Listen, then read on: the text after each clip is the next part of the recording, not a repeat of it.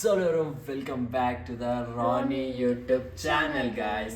Actually ಸಿಕ್ಕಾಪಟ್ಟೆ ಜನ ಕೇಳ್ತಾ ಇದ್ರಿ ಲವ್ ಸ್ಟೋರಿ ಬ್ಲಾಗ್ ಮಾಡಿ ಅಂತ. ಸೊ ಫೈನಲಿ ಇವತ್ತು ನಾವು ಮಾಡ್ತಾ ಇದೀವಿ ಲವ್ ಸ್ಟೋರಿ ಬ್ಲಾಗ್. ಅದಕ್ಕೂ ಮುಂಚೆ ಒಂದೇನಪ್ಪ ಅಂತಂದ್ರೆ ಇನ್ಸ್ಟಾಗ್ರಾಮ್ ಅಲ್ಲಿ ನಾನು ಇವತ್ತೊಂದು ಸ್ಟೋರಿ ಹಾಕಿದ್ದೆ. ಸೊ ಲವ್ ಸ್ಟೋರಿ ಬ್ಲಾಗ್ ಬೇಕಾ ಅಂತ. ಅದ್ರಲ್ಲಿ ಕೆಲವೊಂದು ಕ್ವಶನ್ಸ್ ಗಳು ಇಂಟ್ರೆಸ್ಟಿಂಗ್ ಆಗಿದೆ, ಅದನ್ನು ಫಸ್ಟ್ ಹೇಳ್ಬಿಟ್ಟು ಆಮೇಲೆ ನಮ್ ಲವ್ ಸ್ಟೋರಿ ಹೆಂಗೆ ಶುರು ಆಯ್ತು, ಇಲ್ಲಿವರೆಗೂ ಪ್ರೆಸೆಂಟ್ ಏನಿದೆ ಅನ್ನೋದನ್ನ ನಾವು ಇವತ್ತು ಕಂಪ್ಲೀಟ್ಲಿ ಈ ಬ್ಲಾಗ್ ಅಲ್ಲಿ ನೋಡ್ತೀರಾ ನೀವು. ಸೊ ಬನ್ನಿ ನೋಡೋಣ, ಜಾಸ್ತಿ ಟೈಮ್ ವೇಸ್ಟ್ ಮಾಡೋದ್ ಬೇಡ. ಫಸ್ಟ್ ನಿಮ್ಮ ಅಪ್ಪ ಅಮ್ಮನ್ನ ಹೇಗೆ ಒಪ್ಸಿದ್ರಿ ಬ್ರೋ ಅಂಡ್ ಸಿಸ್ಟರ್? ಬ್ರೋ ನಿಮ್ ಫಸ್ಟ್ ಲವರ್ ನೇಮ್ ಹೇಳಿ. ವಿಡಿಯೋ ನೋಡ್ತಿರ್ತಾರೆ, ಆಕ್ಚುಲಿ ನೀವ್ ಅನ್ಕೊಳ್ಳೋ ತಪ್ಪು. ಯಾವ ಬೇಬಿ ಬೇಕು ನಿಮ್ಗೆ? ನೀವು ಮೇಡ್ ಫಾರ್ ಈಚ್ ಅದರ್ ಅಂತ ಹೆಂಗೆ ಗೊತ್ತಾಯ್ತು? ಬ್ರೋ ಸೇಮ್ ಕ್ಯಾಸ್ಟ್, ನಾವಿಬ್ರು ಯಾವ ಕ್ಯಾಸ್ಟ್?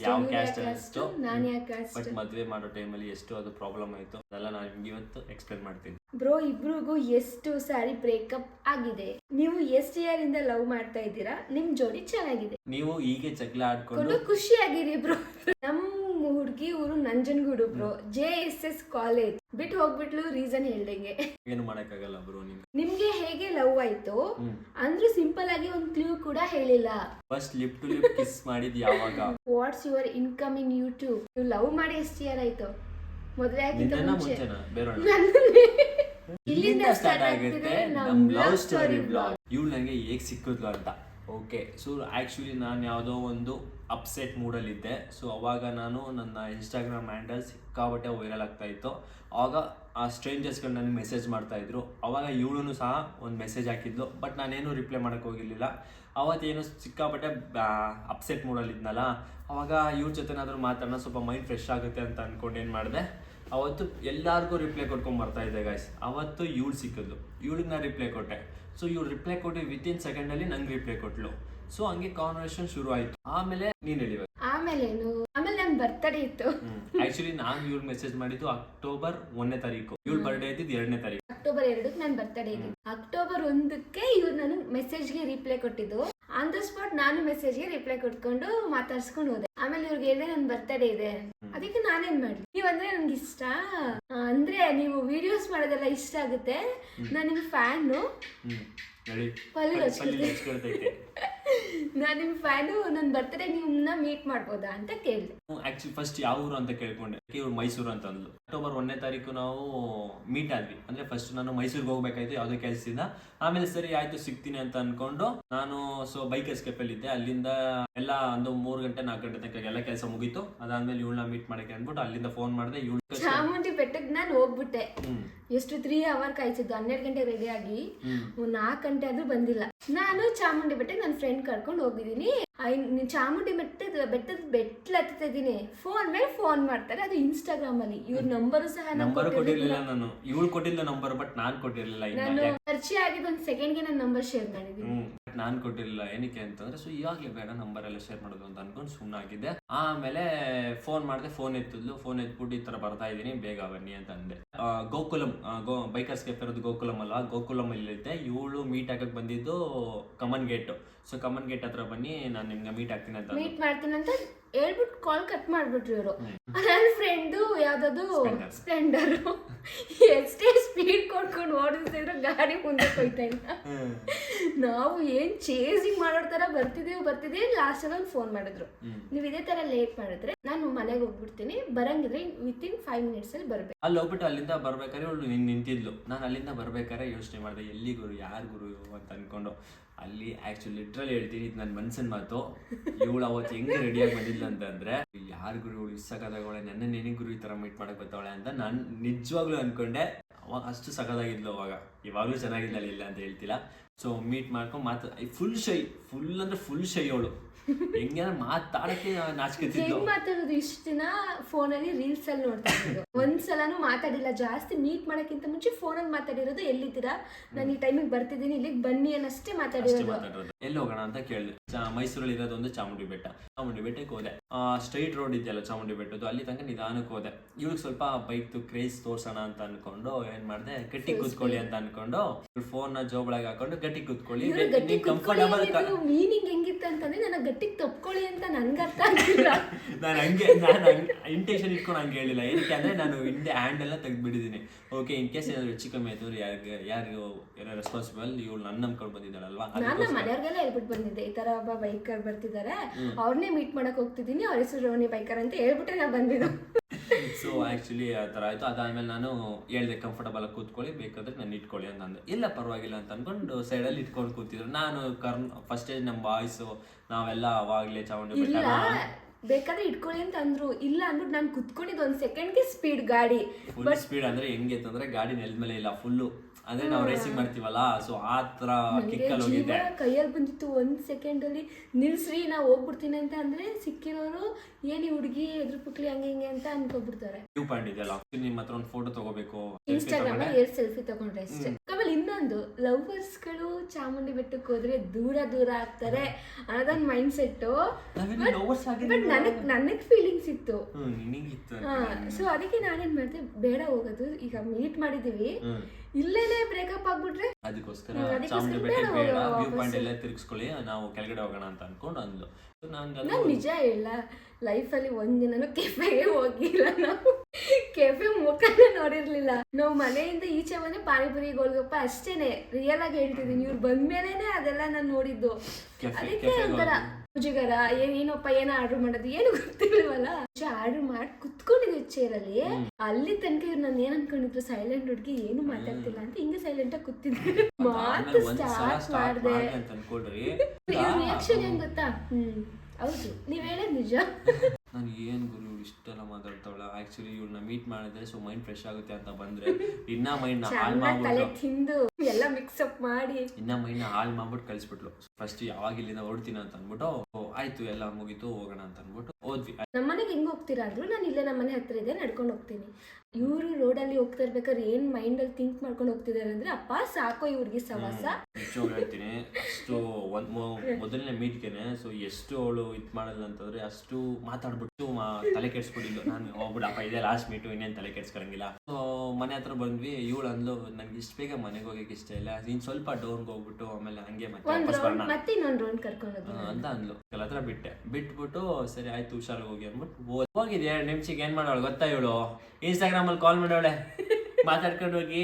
ಸೊ ನನ್ಗೆ ಬೇಜಾರಾಗುತ್ತೆ, ಸೊ ನಿಮ್ ಮೀಟ್ ಮಾಡಿ ತುಂಬಾ ಖುಷಿ ಆಯ್ತು, ಎಕ್ಸ್ಪೀರಿಯನ್ಸ್ ಎಲ್ಲ ಹೇಳ್ಬೇಕು ಹಂಗೆ ಹಿಂಗೆ ಅಂತ ಅನ್ಕೊಂಡು ಎಲ್ಲ ನಾನು ನಂಜನಗೂಡಿಗೆ ಬರೋ ತನಕನೂ ಮಾತಾಡ್ತಾನೆ. ಸೊ ಏನಿಗೆ ಬೇಜಾರು ಮಾಡೋದು, ನಾನು ನಂಜನಗೂಡು ತನಕ ಮಾತಾಡ್ಕೊಂಡು ಹೋದೆ. ಬಟ್ ನಂಬರ್ ಶೇರ್ ಮಾಡಿರ್ಲಿಲ್ಲ. ಮೀಟ್ ಮಾಡಿದ್ರು ಸಹ ನಾನು ನಂಬರ್ ಶೇರ್ ಮಾಡಿದ್ರು ಅಂದ್ರೆ ಸ್ವಲ್ಪ ದಿನ ರೋಟೀನ್ ನಡೀತಾ ಇತ್ತು, ಎಲ್ಲ ಖಾಲಿ ಆಗೋಗ್ಬಿಡ್ತಿತ್ತು. ಮೀಟ್ ಆಗಿ ಸ್ಟಾರ್ಟಿಂಗ್ ದಿನ ಇಷ್ಟ ಆಯ್ತು ಗುರು. ಇದಾದ್ಮೇಲೆ ಲೈಕ್ ಮತ್ತೆ ಹಂಗೆ ಇನ್ಸ್ಟಾಗ್ರಾಮ್ ಅಲ್ಲಿ ಮೆಸೇಜು, ಡೈಲಿ ಮಾರ್ನಿಂಗ್ ಎದ್ರೆ ಮೆಸೇಜು, ಊಟ ಆಯ್ತಾ ತಿಂಡಿ ಆಯ್ತಾ ಕಾಲ್ ಮಾಡೋದು, ಮಾರ್ನಿಂಗ್ ಎದ್ದೇಳ್ತಿದ್ದೆ 11 ಗಂಟೆ 11:30. ಇವ್ರು ಬೇಗ ಎದ್ದು ಅದಾದ್ಮೇಲೆ ಸೊ ಇದೇ ಒಂದು ಆಲ್ಮೋಸ್ಟ್ 1 ವೀಕ್ ತನಕ ನಡೀತು. ಅದಾದ್ಮೇಲೆ ಇವಳಿಗೆ ನೆಟ್ ಖಾಲಿ ಆಗೋಗ್ತಿತ್ತು, ಮಾತಾಡಿ ನೆಟ್ಟೇ ಖಾಲಿ ಆಗೋಗ್ತಿತ್ತು. ಅದಕ್ಕೆ ಬೇಗ ಡೇಟಾ ಹೇಳ್ಕೋತಿತ್ತಂತ ಇನ್ಸ್ಟಾಗ್ರಾಮ್ ಅಲ್ಲಿ. ಹೌದು, ಅದಕ್ಕೆ ನಾನೇನ್ ಮಾಡ್ಲಿ ಅಂದ್ರು. ನನ್ಗೆ ಫುಲ್ ಒಂಥರ ಇನ್ಸಲ್ಟ್ ಆಗೋಯ್ತು. ಫುಲ್ 100% ಖಾಲಿನೇ ಆಗೋಯ್ತು. ನಂದು ನೆಟ್ ಎಲ್ಲ ಖಾಲಿ ಆಗ್ತಿದೆ, ನಿಮ್ ಜೊತೆ ಮಾತಾಡಿ, ಇವಾಗಾದ್ರೂ ನಿಮ್ ನಂಬರ್ ಶೇರ್ ಮಾಡಿ. 1 ವಾರ 2 ವಾರ ಆಗೈತೆ ನಾವು ಇನ್ಸ್ಟಾದಲ್ಲೇ ಮಾತಾಡಿ ಅನ್ಕೊಂಡು ಅವಾಗ ನಂಬರ್ ಕೊಟ್ರು. ಅವಾಗ ಕಾಲ್ ಮಾಡಿದ್ಲು, ಅವಾಗ ನಂಬರ್ ಎಕ್ಸ್ಚೇಂಜ್ ಆಗಿದ್ದು. ಆಕ್ಚುಲಿ ನಾನು ನಂಬರ್ ಎಕ್ಸ್ಚೇಂಜ್ ಮಾಡೋದಕ್ಕೆ 1 ವಾರ ತಗೊಂಡಿದ್ದೀನಿ, 2 ವೀಕ್ಸ್. ನಂಬರ್ ಕೊಟ್ಟಾಗ್ಲಿಂದ ಇನ್ನೇನು ಶುರು ಗುರು. ಅವತ್ತಿಂದ ವಾಟ್ಸಪ್ ಕಾಲು, ಸೊ ಮೆಸೇಜಸ್ಸು, ಇನ್ಸ್ಟಾಗ್ರಾಮ್ ಮುಗೀತು. ಅವಾಗ ಇನ್ಸ್ಟಾಗ್ರಾಮ್ ಕತೆ ಮುಗೀತು. ಆದ್ಮೇಲೆ ಒಂದಿನ ಇವಳು ಗುರುವಾರ ನನಗೆ ಕರೆದ್ಲು. ಇದಕ್ಕಿಂತ ಮುಂಚೆ ಈ ತರ ಯಾರು ಸಿಗ್ತಾರೆ ಅನ್ನೋ ನನ್ಗೆ 6th ಸೆನ್ಸ್ ಹೆಂಗಿತ್ತು ಅಂತಂದ್ರೆ, ಆಕ್ಚುಲಿ ಯಾರು ನಂಬಲ್ಲ. ಸೊ ಇವಳು 6th ಸೆನ್ಸ್ ಹೆಂಗಿತ್ತು ಅಂತ, ನನ್ ಕನ್ಸಲ್ಲಿ ಹೆಂಗಿತ್ತಂದ್ರೆ, ನಾನ್ ಮನ್ಗಿದಾಗ ನನ್ ಕನ್ಸಲ್ಲಿ ಲೈಕ್ ಹೆಂಗೆ ಒಂದು ಹುಡುಗ ಬರ್ತಿದ್ದಾನೆ, ನಾನು ಮೀಟ್ ಮಾಡ್ತಾನೆ, ಅವನ ಜೊತೆ ನಾನು ಕೈ ಎಲ್ಲ ಇಟ್ಕೊಂಡು ಮಾತಾಡಿಸ್ತಿದ್ದೀನಿ, ನಮ್ಮನೇಲೆ ಕುತ್ಕೊಂಡು ಮಾತಾಡಿಸ್ತಿದ್ದೀನಿ ಅನ್ನೋ ಥರ ಕನಸು ಬಿದ್ದಿತ್ತು. ನನ್ನ ಕನಸಲ್ಲಿ ಒಂದು ಹುಡುಗ ಬಂದಿದ್ದ, ಅವನ ಜೊತೆ ನಾನು ಕೈ ಎಲ್ಲ ಇಟ್ಕೊಂಡು ಮಾತಾಡ್ತಿದ್ದೆ ಅಂತ ಕನಸು. ಆ ಕನಸು ಬಿದ್ದು 1 ವಾರಕ್ಕೆನೆ ಇವ್ರು ನಂಗೆ ಸಿಕ್ಕಿದ್ದು. ಅದು ಬಂದಿದ್ದು ನೆಕ್ಸ್ಟ್ ಸೆಕೆಂಡ್ಗೆ ನಾನು ಮತ್ತೆ ಮನ್ಗಿದ್ದೀನಿ. ನನ್ನ ಕನಸಲ್ಲಿ ಶ್ರೀ ಗುರು ರಾಘವೇಂದ್ರ ಸ್ವಾಮಿ ಬಂದರು. ನಿಜವಾಗ್ಲೂ ನಾನು ಯಾರೂ ನಂಬಲ್ಲ ಇದನ್ನ ಹೇಳಿದ್ರೆ. ಬಂದ್ಬಿಟ್ಟು ಜಸ್ಟ್ ನನ್ನ ಟಚ್ ಏನೋ ಒಂಥರ ಸ್ಪರ್ಶ ಥರ ಟಚ್ ಆಯ್ತಿದ್ದು. ಏನಂತ ಎದ್ದು ನಾನು ರಿಯಲ್ ಆಗಿ ಕೂತಿದ್ದೀನಿ ಹಾಸಿಗೆ ಮೇಲೆ, ಈ ಥರ ರಿಯಲ್ ಆಗಿ ಕೂತಿದ್ದೀನಿ. ಅವ್ರದ್ದು ಮಂಡಳದಿಂದ ನೀರು ಹಿಡ್ಕೊಂಡು ನಿಂಗೆ ಎಷ್ಟಂಗೆ ಆಯಿತು ಅಷ್ಟೇ. ಎಲ್ಲ ಒಳ್ಳೇದಾಗುತ್ತೆ ಮಗಳೇ ಅಂತ ಹೇಳಿದಷ್ಟೇ ಮಾತು. ಆಮೇಲೆ ಅದಕ್ಕೇನೆ ನಾನು ಗುರುವಾರ ಅವ್ರನ್ನ ಕರೆದಿದ್ದು. ನನ್ನ ಕನ್ಸಲ್ಲಿ ಬಂದಿದ್ದ ಹುಡುಗ ಇವ್ರೇನಾ ಅಂತ ಇವಳು ಕನ್ಫರ್ಮ್ ಮಾಡ್ಕೊಳ್ಳೋದಕ್ಕೋಸ್ಕರ ನನ್ಗೆ ಗುರುವಾರ ಕರೆದ್ಬಿಟ್ಟು ಮಠಕ್ಕೆ ಕರ್ಸ್ಕೋದ್ಲು. ರಾಘಪ್ಪನ ನಾನು ನಂಬ್ತಾ ಇರಲಿಲ್ಲ. ಗುರುವಾರ ಮಠಕ್ಕೆ ಹೋದೆ, ತುಂಬಾ ಚೆನ್ನಾಗಿತ್ತು ಮಠ. ಈ ಗುರುವಾರ ಬರೋಣ ಅಂತಾನು ಸಹ ಅನ್ಕೊಂಡಿದ್ದೆ. ಇನ್ನೇನು ಸೊ 3ನೇ ಲೆವೆಲ್ಗೆ ಹೋಯ್ತು ನಮ್ಮಿಬ್ರು ಬಾಂಡಿಂಗು. 3ನೇ ಸಲ ಇವಳು ಏನ್ ಮಾಡಿದಾಳೆ ಅಂದ್ರೆ ವ್ರತ ಮಾಡಕ್ ಶುರು ಮಾಡೋದು. ಏನ್ ವ್ರತ ಅಂದ್ರೆ ಉಪವಾಸದ ವ್ರತ. ಏನಕ್ಕೆ ಅಂತ ನನ್ಗೆ ಗೊತ್ತಿಲ್ಲ. ಸೊ ಬೆಳಿಗ್ಗೆ ಉಪವಾಸ ಹಿಡಿದ್ರೆ ಸಂಜೆ ನಮ್ಗೆ ಆ ರಾಘಪ್ಪನ ಮಠದಲ್ಲಿ ಪ್ರಸಾದ ಕೊಡ್ತಾ ಇದ್ರು, ಅದೇ ತಿಂತಾ ಇದ್ದಿದ್ದು. ಅದು ಅಲ್ಲದೆ ಇವಳು ಮಂಡಿ ನಮಸ್ಕಾರ ಮಾಡ್ತಾರೆ, ಮಂಡಿ ಸೇವೆ ಮಾಡ್ತಾರಲ್ಲ, ಮಂಡಿ ಸೇವೆ 3 ವಾರ ವ್ರತ ಅಂತ ಮಾಡ್ಕೊಂಡೆ. ಏನಿಗೆ ಮಾಡ್ತಿಲ್ಲ ನನ್ಗಂತೂ ಗೊತ್ತಿಲ್ಲ, ನಿಜವಾಗ್ಲೂ ಗೊತ್ತಿಲ್ಲ ಏನಕ್ಕೆ ಅಂತ ಅಂದ್ರೆ ಫಸ್ಟ್ ನಾನು ಮಾಡ್ತಿದ್ದು ಹೆಜ್ಜೆ ನಮಸ್ಕಾರ. ಆ ಹೆಜ್ಜೆ ನಮಸ್ಕಾರದಲ್ಲಿ ನನ್ನ ಕನ್ಸಲ್ಲಿ ಬಂದಿದ್ದ ಹುಡುಗ ಇವರೇ, ನನ್ನ ಲೈಫ್ ಪಾರ್ಟ್ನರ್ ಇವರೇನೇ ಆಗಿದ್ರೆ ಮತ್ತೆ ನಾವಿಬ್ರು ಒಂದಾಗಬೇಕು ರಾಘವೇಂದ್ರ ಸ್ವಾಮಿ, ನಿನ್ನಿಂದಾನೇ ಆಗಬೇಕು ಅಂತ ಅರ್ಕೆ ಹೊತ್ಕೊಂಡು 3 ವಾರ ಹೆಜ್ಜೆ ನಮಸ್ಕಾರ ಮಾಡಿದೆ. ನನ್ನ ಜೊತೆ ಯಾವಾಗಲಾದ್ರು ಒಂದ್ಸಲ ಇವ್ರು ಹೆಜ್ಜೆ ನಮಸ್ಕಾರ ಹಾಕಿದ್ರು ಅಂದ್ರೆ ಇವರೇ ಅವರು ಅಂತ ನಾನು ಡಿಸೈಡ್ ಆಗ್ತೀನಿ. ಅಂದ್ರೆ ದೇವ್ರಿಗೇನೆ ಚಾಲೆಂಜ್ ಮಾಡಿದ್ದೆ. ನಾನು ಒಂದ್ಸಲ ಮಾಡೋಣ ಅಂತ. ಅದು ಲಾಸ್ಟ್ ವ್ರತ 3ನೇ ವ್ರತದಲ್ಲಿ ನನ್ನ ಜೊತೆ ಬಂದ್ರು. 3 ರೌಂಡ್ ಬಂದ ನನಗೂ ಗೊತ್ತಿಲ್ಲ. ಆಕ್ಚುಲಿ ನಾನು ಅದೆಲ್ಲ ನಂಬ್ತಾ ಇರ್ಲಿಲ್ಲ, ಹೆಜ್ಜೆ ನಮಸ್ಕಾರ ಅಲ್ಲ ಬಿಡು ಇವಳ ಜೊತೆ ಮಾಡೋಣ ಅಂತ ಅನ್ಕೊಂಡು ಏನೋ ನನ್ಗೆ ನನ್ನ ಮನ್ಸಲ್ಲೇ ಬಂದ್ಬಿಡ್ತು ಹೆಜ್ಜೆ ನಮಸ್ಕಾರ ಮಾಡ್ಬೇಕು ಅಂತ. ಈಗ ನೆಕ್ಸ್ಟ್ ಸ್ಟೆಪ್ ಏನು, ಹುಡುಗ ಇವನೇ ಅಂತ ಕನ್ಫರ್ಮ್ ಆಯ್ತು. ಈಗ ಹುಡುಗ ನನ್ನ ಆಗ್ಬೇಕಲ್ಲ. ಇದು ಹೆಜ್ಜೆ ನಮಸ್ಕಾರ ಆಗ್ತೆ ಇವರೇ ಹುಡುಗ ಅಂತ ಕನ್ಫರ್ಮ್ ಆಯ್ತು. ಈಗ ಈ ಹುಡುಗನ ಮೇಲೆ ನನಗ್ ಪ್ರೀತಿ ಐತೆ, ನನ್ ಮೇಲೆ ಈ ಹುಡುಗನ್ಗೆ ಯಾಕೆ ಪ್ರೀತಿ ಇಲ್ಲ? ಆಕ್ಚುಲಿ ಇವಳು ಫಸ್ಟ್ ಅಂದ್ರೆ ಹೇಳ್ಕೊಂಡಿದ್ಲು, ನೀವಂದ್ರೆ ನನಗೆ ಇಷ್ಟ ಅಂತ ಹೇಳ್ಕೊಂಡಿದ್ದು. ಬಟ್ ನನಗೆ ಲವ್ ಎಲ್ಲ ಇಷ್ಟ ಇಲ್ಲ. ಯಾಕೆ ಅಂದ್ರೆ ಸೊ ಮುಂಚೆ ಸಿಕ್ಕಾಪಟ್ಟೆ ನೋಡಿದೀವಿ, ಅದಕ್ಕೋಸ್ಕರ ಲವ್ ಅಂದ್ರೆ ನನಗೆ ಅಷ್ಟೊಂದು.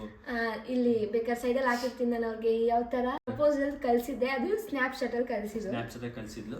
ಓಕೆ, ಇವಳು ನಂಗೆ ಅವತ್ತೇ ಪ್ರಪೋಸ್ ಮಾಡಿ, ಬರ್ಡೇ ದಿನ ಪ್ರಪೋಸ್ ಮಾಡ್ಬಿಟ್ಲು. ನಾನು ಒಪ್ಕೊಂಡಿಲ್ಲ, ಏನಕ್ಕೆ ಅಂದ್ರೆ ಲವ್ ಎಲ್ಲ ನನ್ಗೆ ಇಷ್ಟ ಇಲ್ಲ. ಸೊ ನಮ್ಮಿಬ್ರು ಕ್ಯಾಸ್ಟ್ ಬೇರೆ.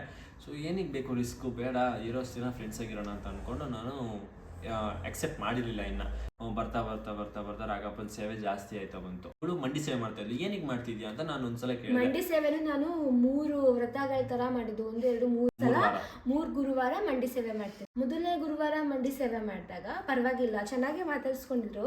2ನೇ ಸಲ ಮಂಡಿ ಸೇವೆ ಮಾಡಿದಾಗ ನನ್ನ ಜೊತೆಗೆ ಹೆಲ್ಪ್ ಬರ್ತಾ ಇದ್ರು.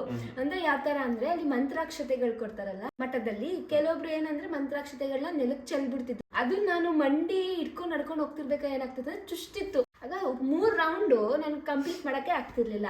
ತುಂಬಾ ದೊಡ್ಡ ಮಠ, ಅದು ಸಿಕ್ಕಾಪಟ್ಟೆ ದೊಡ್ಡ ಮಠ. ಸೊ ಇವ್ರು ಯಾವ ತರ ಮಾಡ್ತಿದ್ರು ಅಂದ್ರೆ ಇವ್ರಿಗೆ ಏನ್ ಅನ್ಸ್ತದೆ ಏನೋ ಗೊತ್ತಿಲ್ಲ. ನಾನು ಸ್ಟಾರ್ಟಿಂಗ್ ಹೋದ ತಕ್ಷಣ ಫಸ್ಟ್ ಮುಂದೆ ಹೋಗಿ ಕಾಲಲ್ಲಿ ಕ್ಲೀನ್ ಮಾಡ್ಕೊಂಡು ಹೋಗೋರು. ಏನಾದ್ರು ಏನೋ ಅಕ್ಕಿ ಇದೆಯಾ ಮಂತ್ರಾಕ್ಷತೆ ಚುಚ್ಬಾರ್ದು ಅಂತ ಮಾಡಕ್ ಸ್ಟಾರ್ಟ್ ಮಾಡಿದ್ರು. ಅವಾಗ ನಂಗೆ ಸ್ವಲ್ಪ ಒಳ್ಳೆ ರಿಸಲ್ಟ್ ಕೊಡ್ತಿದ್ದಾರೆ ನಾನು ಮಾಡ್ತಿರೋದಕ್ಕೆ. ಏನಕ್ಕೆ ಮಂಡಿ ಸೇವೆ ಮಾಡ್ತಿದ್ದೆ ಅಂತ ಅದಕ್ಕೆ ಇವಳು ಬಾಯ್ ಬಿಟ್ಟು ಹೇಳಿದ್ಲು, ನೀವಂದ್ರೆ ನನ್ಗೆ ಇಷ್ಟ, ಸೊ ನೀವು ನಂಗೆ ಸಿಗ್ಲಿ ಅಂತ ಅನ್ಕೊಂಡು ನಾನು ನಿಮ್ಗೆ ಮಂಡಿ ಸೇವೆ ಮಾಡ್ತಾ ಇದ್ದೀನಿ. ಅವಾಗ ನನ್ ಕನ್ಸಲ್ಲಿ ಬಂದಿದ್ದು ಈ ತರ ಅಂತ ಎಲ್ಲ ಹೇಳಿದೆ ಅವ್ರಿಗೆ. ಸೊ ಮಂಡಿ ಸೇವೆ ಮಾಡಿದ್ರೆ ನೀವು ಸಿಗ್ತೀರಾ ಅನ್ನೋ ನಮ್ಮ ನಂಬಿಕೆ ಅಂತ. ಬಟ್ ನಾನು ರಿಯಲ್ ಆಗಿ ಹೇಳ್ತೀನಿ, ನಾನು ಇವಳಿಗೆ ಪಕ್ಕ ರಿಜೆಕ್ಟ್ ಮಾಡಿದೆ. ನಾನು ಸಿಗಂಗಿದ್ರೆ ಹೆಂಗ್ ಬೇಕಾದ್ರೂ ಸಿಗ್ತೀನಿ. ನಾನು ನಿಜವಾಗ್ಲೂ ಹೇಳ್ತೀನಿ, ನಾನು ಹಿಂಗೆ ಸಿಗಲ್ಲ, ನಾನು ಲವ್ ಅಂದ್ರೇನೆ ಆಗಲ್ಲ. 100ಗೆ 1000% ಬರ್ದಿಟ್ಕೋ. ನಾನಂತೂ ನಿಂಗೆ ಪ್ರಪೋಸ್ ಮಾಡಲ್ಲ, ನೀನು ನನ್ನ ಲವ್ ಮಾಡೋ ಲೆವೆಲಲ್ಲೂ ಇಲ್ಲ, ನಾನು ಇನ್ನ ಲವ್ ಮಾಡಲ್ಲ. ಹಿಂಗೆ ಹೇಳಿದೆ. ಏನಕ್ಕೆ ಅಂತಂದ್ರೆ ನಾನು ಎಷ್ಟು ಹೇಳಿದ್ರು ಇವಳು ಲವ್ ಮಾಡೋದನ್ನ ಬಿಡ್ತಾ ಇರಲಿಲ್ಲ. ಸೊ ಅಷ್ಟು ಏನೋ ಒಂದೇ ಸಲ ರೇಗ್ ಬಿಡೋಣ, ಇವಳಿಗೆ ಹರ್ಟ್ ಮಾಡ್ಬಿಡೋಣ, ಅವಾಗಲಾದ್ರೆ ಇವಳು ಹೋಗ್ತಾಳೆ ಅಂತ ಅನ್ಕೊಂಡು ನಾನು ಅಂದೆ. ಬಟ್ ಇವಳು ಅವತ್ತು ಹೇಳಿದ್ರಿಂದ ಇನ್ನೂ ಜಾಸ್ತಿ ಮಾಡೋ ಶುರು ಮಾಡು. ನನ್ಗೆ ಏನು ಗುರು ಇವಳು ಇಷ್ಟೊಂದೆಲ್ಲ ನನಗೆ ಲವ್ ಮಾಡ್ತಿದ್ದಲ್ಲ, ಬಟ್ ನಾನು ಏನಕ್ಕೆ ಇವಳು ರಿಜೆಕ್ಟ್ ಮಾಡ್ತಿದ್ದೆ ಅಂತ ಅನ್ಕೊಳ್ಳಿ.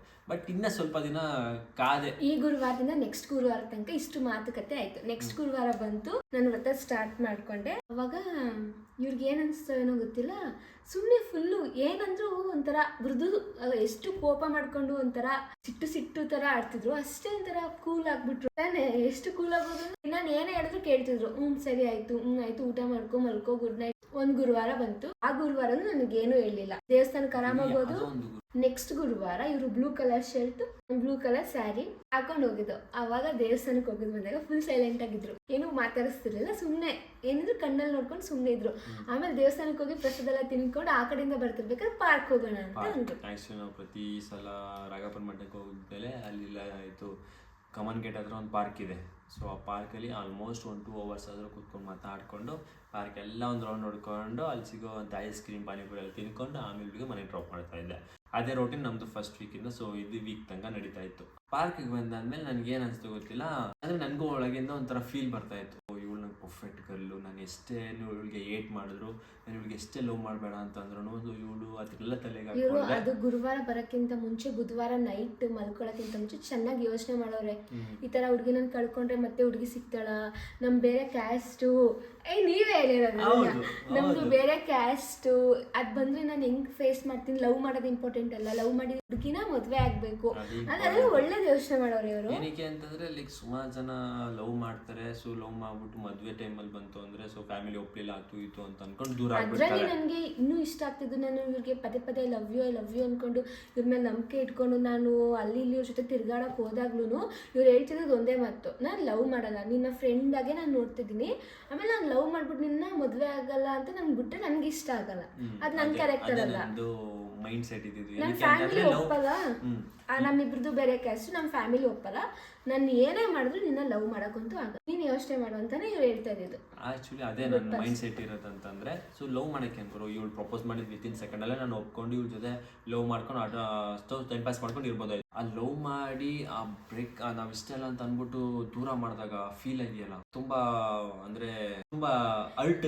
ಇವ್ರು ಯಾವ ರೀಸನ್ಗೆ ಆ ಥರ ಹೇಳ್ತಿದ್ರು ಗೊತ್ತಿಲ್ಲ, ಬಟ್ ಇವ್ರು ಆ ಥರ ಹೇಳ್ದಾಗ ಇವ್ರ ಮೇಲೆ ಇನ್ನೂ ನನಗೆ ಗುಡ್ ಫೀಲಿಂಗ್ಸ್ ಬರ್ತಿತ್ತು. ಏನಂದ್ರೆ ಆ ಥರ ಫೀಲ್ ಆದಾಗ ಸಿಕ್ಕಾಪಟ್ಟೆ ಹರ್ಟ್ ಆಗುತ್ತೆ. ಅದಕ್ಕೋಸ್ಕರ ನಾನು ಏನ್ ಮಾಡ್ತೀನಿ, ಆ ಥರ ಲವ್ ಎಲ್ಲ ಮಾಡಕ್ ಹೋಗ್ಬಿಡಿ, ಇವಳಿಗೂ ಹಂಗೆ ಹೇಳ್ತಿದ್ದೆ, ಲವ್ ಎಲ್ಲ ಮಾಡಕ್ ಹೋಗ್ಬೇಡ, ಏನಕ್ಕೆ ಅಂದ್ರೆ ಒಂದ್ಸಲ ಬ್ರೇಕಪ್ ಆಯ್ತು ಸಿಕ್ಕಾಪಟ್ಟೆ ನೋವು ಅನ್ಭವಿಸ್ತೀಯ, ಸೊ ಅದಕ್ಕೆ ಲವ್ ಎಲ್ಲ ಮಾಡಕ್ ಹೋಗ್ಬೇಡ, ನೀನು ಮಾಡಕ್ ಹೋಗ್ಬೇಡ, ನಾನು ಮಾಡಲ್ಲ, ಸೊ ಇರೋಷ್ಟಿರ ಫ್ರೆಂಡ್ಸ್ ಆಗಿರೋಣ ಅಂತ ಅನ್ಕೊಂಡು ನಾನು ಅಂತೀನಿ. ಹೋಗ್ಲಿ ಬಿಡಿ, ಇವ್ರು ಫ್ರೆಂಡ್ಸ್ ಆಗಿರೋಣ ಅಂತ ಇವ್ರು ಹೇಳೋಷ್ಟು ನನಗೇನು ಅನಿಸ್ತಿತ್ತು ಅಂದರೆ, ಇದೇ ಪ್ಲೇಸಲ್ಲಿ ಬೇರೆ ಹುಡುಗ ಇದ್ದಿದ್ರೆ ಎಷ್ಟು ಅಡ್ವಾಂಟೇಜ್ ತಗೋತಿದ್ದ. ಅದಕ್ಕೋಸ್ಕರ ನಾನು ಇವಳಿಗೆ ಹೇಳ್ತಿದ್ದೆ ಬೇಡ ಲವ್ ಮಾಡೋದು ಬೇಡ ಅಂತ ಅನ್ಕೊ. ಅವತ್ತು ಒಂದು ದಿನ ಏನಾಯ್ತು, ಇವಳು ರಾಗಪ್ಪನ ಮಾಡಿ ಸೇವೆ ಆಗಿರ್ಬೋದು, ಇವಳು ನನಗೆ ತೋರಿಸಿದ ಕನ್ಸನ್ ಆಗಿರ್ಬೋದು, ಇವಳು ಕೇರ್ ಮಾಡ್ತಿದ್ದು, ಸೊ ಸಿಕ್ಕಾಪಟ್ಟೆ ಕೇರ್ ಮಾಡ್ತಾ ಇದ್ಲು. ಅವಾಗ ನಾನು ಅನ್ಕೊಂಡೆ ಈ ಥರ ಅದೇ ಪ್ರಪೋಸ್ ಮಾಡೋಕ್ಕೂ ಹಿಂದಿನ ದಿನ ನಾನು ತುಂಬ ಯೋಚನೆ ಮಾಡಿದೆ. ಏನಕ್ಕೆ ಅಂತಂದರೆ ಇವಳು ನಾನು ಪ್ರಪೋಸ್ ಮಾಡ್ತಾ ಇದ್ದೀನಿ, ಸೊ ಪ್ರಪೋಸ್ ಮಾಡಾದ್ಮೇಲೆ ಇವಳನ್ನ ನಾನು ಯಾವತ್ತೂ ಬಿಟ್ಕೊಡ್ಬಾರ್ದು, ಆಮೇಲೆ ಬೇರೆ ಕ್ಯಾಸ್ಟ್ ಬೇರೆ, ಸೊ ಫ್ಯಾಮಿಲಿ ಪ್ರಾಬ್ಲಮ್ ಬಂತು ಅಂತಂದರೆ ತುಂಬ ಫೇಸ್ ಮಾಡಬೇಕಾಗತ್ತೆ ನಮ್ಮನೆ. ಆಮೇಲೆ ಇನ್ನೊಂದೇನಪ್ಪ ಅಂದರೆ ಇವ್ರದಾದ ಒಂದು ಪೊಲೀಸು, ಸೊ ಅದು ಬೇರೆ ಸೀನು, ಏನಕ್ಕೆ ಬೇಕು ಅದೆಲ್ಲ ತಲೆ ಕೆಡಿಸ್ಕೊಳ್ಳೋಕೆ, ಸೊ ಅದಕ್ಕೆ ತುಂಬ ಯೋಚನೆ ಮಾಡಿದೆ.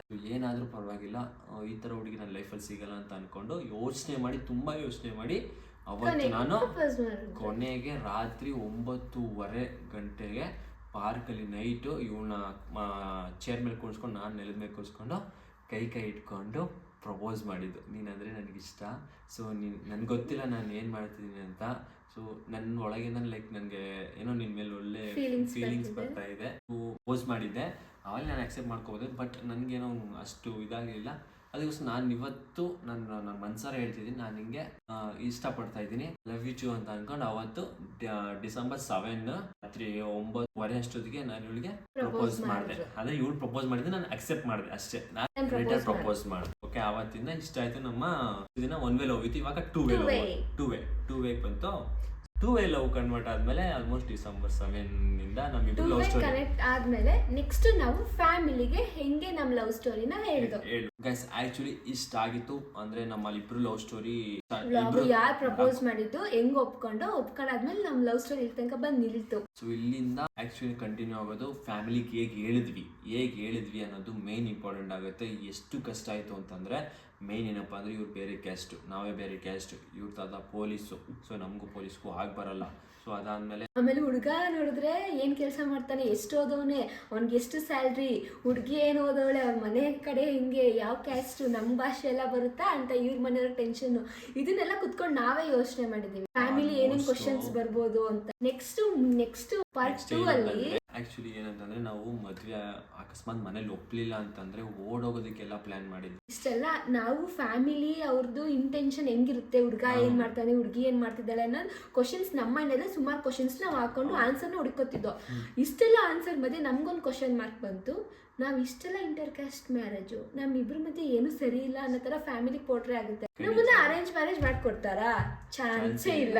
ಅದಕ್ಕೆ ನಾವ್ ಏನ್ ಮಾಡ್ಬೇಕು, ಆ್ಯಕ್ಚುಲಿ ಇವರ ಸುತ್ತಮುತ್ತ ಸರೌಂಡಿಂಗಲ್ಲಿ ಯಾರು ಲವ್ ಮ್ಯಾರೇಜ್ ಆಗಿ ಇಂಟರ್ ಕ್ಯಾಸ್ಟ್ ಮ್ಯಾರೇಜ್ ಆಗಿಲ್ಲ. ನಮ್ಮ ಕಡೆನೂ ಸಹ ಯಾರು ಇಂಟರ್ ಕ್ಯಾಸ್ಟ್ ಮ್ಯಾರೇಜ್ ಆಗಿರಲಿಲ್ಲ. ಸೊ ನಮ್ಗೇನಂದ್ರೆ ಭಯ ಪುಕ್ಕು ಅಂತಿತ್ತು. ಏನಕ್ಕೆ ಅಂದರೆ ಎಲ್ಲಿ ಹೇಳ್ಬಿಟ್ರೆ ದೂರ ಮಾಡ್ಬಿಡ್ತಾರೆ. ಸೊ ಅನ್ನೋ ಅಂತ ಭಯ ಒಂದಿತ್ತು. ಸೊ ಅದಕ್ಕೆ ನಾವು ನೆಕ್ಸ್ಟ್ ಸ್ಟೆಪ್ ಏನ್ ಮಾಡ್ಬೇಕು, ಅರೇಂಜ್ ಮ್ಯಾರೇಜ್ ಅಂತೂ ಮಾಡ್ಕೊಡೋದೇ ಇಲ್ಲ ಇವರು. ಇಬ್ರು ಕ್ಯಾಸ್ಟ್ ಬೇರೆ ಬೇರೆ. ಅದಕ್ಕೆ ನಾವ್ ಏನ್ ಮಾಡಿದ್ವಿ, ಓಡೋಗೋಕ್ ಪ್ಲಾನ್ ಮಾಡಿದ್ವಾ, ಓಡೋಗಿ ನಾವು ಮದ್ವೆ ಆದ್ವಾ, ಇಲ್ಲ ಎಲ್ಲ ಸಮ್ಮುಖದಲ್ಲಿ ನಾವು ಮದ್ವೆ ಆದ್ವಾ ಅನ್ನೋದನ್ನ ಪಾರ್ಟ್ 2 ವಿಡಿಯೋದಲ್ಲಿ ಇರುತ್ತೆ. ಪಾರ್ಟ್ 1 ವಿಡಿಯೋ ನೋಡಿರೋರು ಪಾರ್ಟ್ 2 ಮಿಸ್ ಮಾಡಿದೆ ಖಂಡಿತವಾಗ್ಲೂ. Part 2 video miss part 1 video ನೋಡಿರೋ ಪಾರ್ಟ್ 2ನ ಯಾವತ್ತೂ ಮಿಸ್ ಮಾಡಕ್ ಹೋಗ್ಬಿಡಿ. ಯಾಕಂದ್ರೆ ಇದೇ ಇಂಟ್ರೆಸ್ಟಿಂಗ್ ಆಗಿರೋದು. ಇನ್ ಕೇಸ್ ಅದು ಲವ್ ಮಾಡ್ತಿದೆ, ಸೊ ಈ ಟೆಕ್ನಿಕ್ ಅಂದ್ರೆ ಇದು ವಿಡಿಯೋ ತುಂಬಾ ಯೂಸ್ ಆಗುತ್ತೆ, ಪಾರ್ಟ್ 2 ವಿಡಿಯೋ. ಸೊ ದಯವಿಟ್ಟು ನೋಡಿ, ಓಕೆನಾ. ಇನ್ ಕೇಸ್ ಯಾರಾದ್ರೂ ಲವ್ ಮಾಡ್ತಿದೆ, ಸೊ ಲವ್ ಮ್ಯಾರೇಜ್ ಆಗ್ಬೇಕು, ಸೊ ಫ್ಯಾಮಿಲಿ ಒಪ್ಪಿಸ್ಬೇಕು ಅಂತಂದ್ರೆ ಈ ವಿಡಿಯೋ ಇಂಟರ್ ಕ್ಯಾಸ್ಟ್ ಲವ್ ಮಾಡ್ತಿರೋರು ಫಸ್ಟ್ ಮೇನ್ ಆಗಿ ಇಂಟರ್ ಕ್ಯಾಸ್ಟ್ ಹುಡುಗಿ ಲವ್ ಮಾಡ್ತಿದ್ರೆ ಅಪ್ಪ ಅಮ್ಮನ್ ಹೆಂಗ್ ಒಪ್ಪಿಸ್ಬೇಕು ಅಂತ ಅವ್ರಿಗೆ ಏನಾದ್ರು ಯೋಚನೆ ಇದ್ರೆ ಪಾರ್ಟ್ 2 ವಿಡಿಯೋ ನೋಡಿ ಐಡಿಯಾ ಸಿಗುತ್ತೆ. ಪಾರ್ಟ್ 2 ವಿಡಿಯೋ ನೋಡಿ, ಸೊ ಸಿಕ್ಕಾಬಟ್ಟೆ ಇಂಟ್ರೆಸ್ಟಿಂಗ್ ಆಗಿರುತ್ತೆ, ಓಕೆನಾ. ಈ ವಿಡಿಯೋಗೆ ಇನ್ ಕೇಸ್ ಏನಾದ್ರು ಈ ವಿಡಿಯೋಗೆ 100K ವ್ಯೂಸ್ ಬಂತು ಅಂತಂದ್ರೆ ಪಾರ್ಟ್ 2 ವಿಡಿಯೋ ಖಂಡಿತವಾಗ್ಲೂ ಬರುತ್ತೆ. ಆದಷ್ಟು ಬೇಗ 100K ವ್ಯೂಸ್ನ ಮಾಡಿಸಿ. ಸೊ ಪಾರ್ಟ್ 2 ಆದಷ್ಟು ಬೇಗ ವಿಡಿಯೋ ಮಾಡ್ತೀವಿ. ಯಾರಿಗೆಲ್ಲ ನಮ್ ಲವ್ ಸ್ಟೋರಿ ಇಷ್ಟ ಆಗಿದೆಯೋ ಅವರೆಲ್ಲ ಮಿಸ್ ಮಾಡದೆ ಏನ್ ಮಾಡ್ಬೇಕು, ಲೈಕ್ ಮಾಡ್ಬೇಕು, ಶೇರ್ ಮಾಡ್ಬೇಕು, ಕಮೆಂಟ್ ಮಾಡ್ಬೇಕು. ಅಂಡ್ ಹಾಗೆ ಈ ವಿಡಿಯೋಗೆ ಏಮ್ ಇರೋದು 100K ವ್ಯೂಸ್ ಬರಬೇಕು, ಓಕೆನಾ. ವಿಡಿಯೋ ಇಷ್ಟ ಆಗಿದೆ ಅಂತ ಅನ್ಕೊಂತೀನಿ. ಇಷ್ಟ ಆಗಿದೆ ಏನ್ ಮಾಡ್ಬೇಕು ಹೇಳಿ, ಲೈಕ್ ಮಾಡಿ, ಶೇರ್ ಮಾಡಿ, ಕಮೆಂಟ್ ಮಾಡಿ ಅಂತ ಹೇಳ್ತಾ ಇದೇ ತರ ಪಾರ್ಟ್ 2 ವಿಡಿಯೋದಲ್ಲಿ ಸಿಗ್ತೀನಿ. ಅಲ್ಲಿ ತನಕ love you all, take care, bye bye.